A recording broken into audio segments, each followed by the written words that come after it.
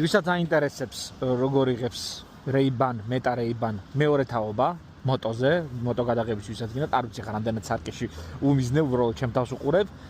მე ხა გაჩვენებთ როგორ გამოიყურება, ან ხმა როგორ მოდის, ან მიკროფონი როგორ მუშაობს, ხმა ორიან გარემოში. ესე იგი, ხდებით მოტოზე, clock-out და სხვადასხვა სიხარებზე გაიგონებთ თუ როგორ ჟღერს ეს მიკროფონი ან როგორ გამოიყურება ზოგადად ეს კამერა. მოდი დავიდეთ. ფათაშორის ეს არის 1100 კუბიანი მოტოციკლეტი, კრუზერი, თავის ფეარინგით და ყველაფერი დამცავებით.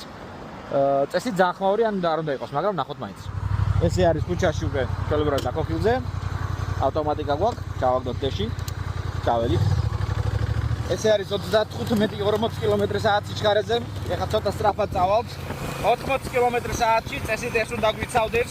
დიდი ალბათობით ჩემი ხმა საერთოდ არ ისმის 80-ში. ჩამოვედი ისე 30 კმ/სთ-ით.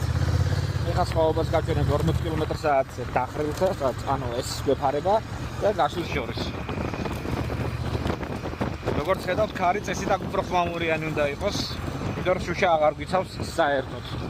მოკლედ, არც ისეთი ცუდია, ყოველ შემთხვევაში დაბალი ხმისთვის. დაბალი სიჩქარეებით საკმაოდ კარგია, საკმაოდ საინტერესოა, მაგრამ მაქვს ერთი ძალიან დიდი მინუსი. ეს მინუსი არის ის, რომ თუ ასეთ ჩაფუთი არ გაქვს, ფიზიკურად ვერ გამოიყენებ.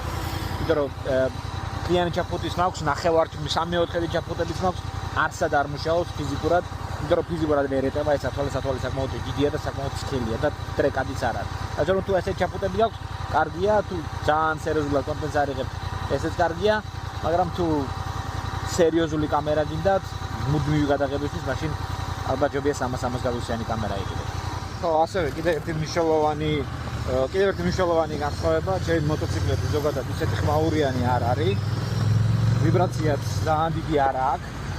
ასე რომ ჩემს მოტოციკლეტზე კიდე შედარებით ხმა ისმის და გავაფიქსირე, რომ მოусმენ და მაღალ სიჩქარეზე საკმაოდ კარგად.